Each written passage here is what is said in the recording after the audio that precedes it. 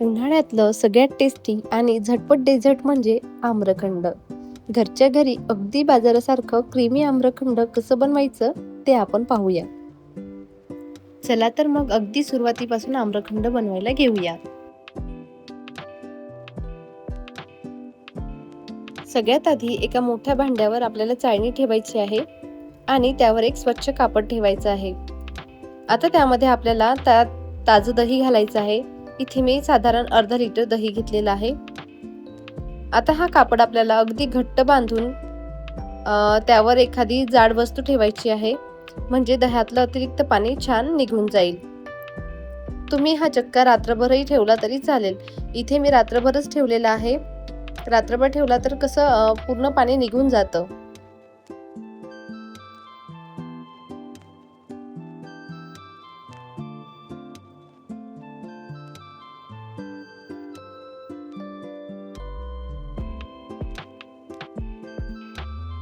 काही तासांनी तयार होईल घट्ट आणि क्रीमी चक्का.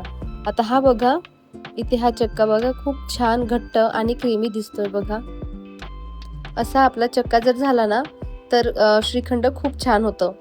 आता हा चक्का आपल्याला एका भांड्यात घेऊन छान गुळगुळीत होईपर्यंत फेटून घ्यायचा आहे. हे बघा, तुम्ही बघू शकता किती छान क्रीमी असा आपला चक्का तयार झालेला आहे. आता आपल्याला याला छान फेटून घ्यायचं आहे.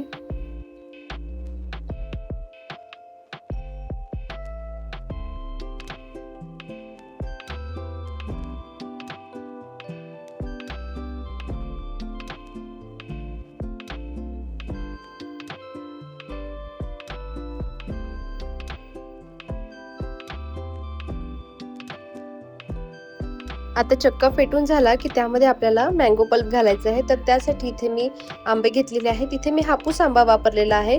हापूस आंबा जर वापरला ना तर आपल्या आम्रखंडची टेस्ट अजूनच जबरदस्त येते. पण तुम्ही कुठलाही आंबा वापरला तरी चालेल. पण तो आंबा अगदी स्वच्छ धुवून घ्यायचा आणि त्याला छान आपण कट करून त्याचा पल्प आपण काढून घेऊया.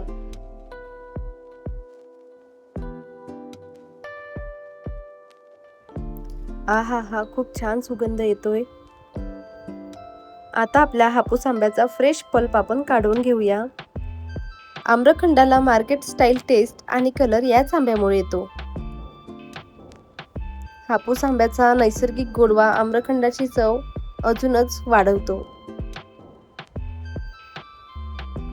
आता हा पल्प आपण मिक्सरला थोडा फिरवून घेऊया. क्रीमी आणि मार्केट स्टाईल आम्रखंडासाठी हा पल्प छान ब्लेंड करून घेणं खूप महत्त्वाचं आहे. स्मूथ पल्पमुळे आम्रखंडाची कन्सिस्टन्सी अगदी परफेक्ट येते. आता हा पल्प आपण ॲड केल्यानंतर ते छान आपण मिक्स करून घेऊया.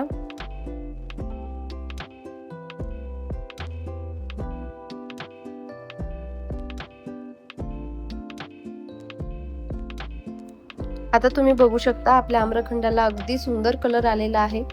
आता त्यामध्ये वेलची पावडर घालायची आहे.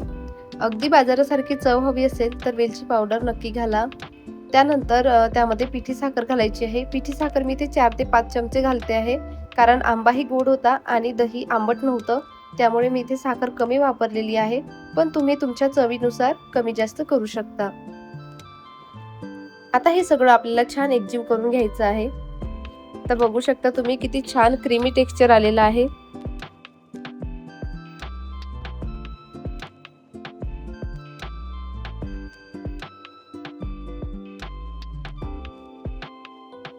तर इथे तुम्ही बघू शकता आपल्या आम्रखंडाला अगदी परफेक्ट अशी कन्सिस्टन्सी आलेली आहे आणि कलरही अगदी सुंदर आलेला आहे. आता त्यामध्ये आपल्याला केसरचं दूध घालायचं आहे. तर त्यासाठी इथे मी कोमट दुधामध्ये केसर 10 ते 15 मिनिटं भिजत ठेवलेले होते. आता केसरचं दूध घातल्यानंतर आपल्याला ते छान एकजीव करून घ्यायचं आहे. छान क्रीमी टेक्स्चर येईपर्यंत आपल्याला एकजीव करायचं आहे.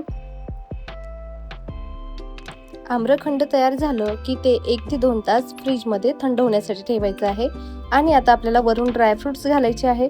तुम्ही तुमच्या आवडीनुसार कुठलेही ड्रायफ्रुट्स घालू शकता. मी इथे पिस्ता घातलेला आहे आणि तयार आहे आपलं थंडगार क्रीमी आम्रखंड. आता तुम्ही हे पुरीसोबत सर्व करू शकता किंवा डेझर्ट म्हणूनही एन्जॉय करू शकता. तर तुम्हाला आजची ही रेसिपी कशी वाटली ते मला कमेंट करून नक्की कळवा. रेसिपी आवडली असेल तर लाईक करा, शेअर करा आणि आपल्या चॅनलला सबस्क्राईब करायला विसरू नका. भेटूया अशा छान छान रेसिपीमध्ये. तोपर्यंत धन्यवाद.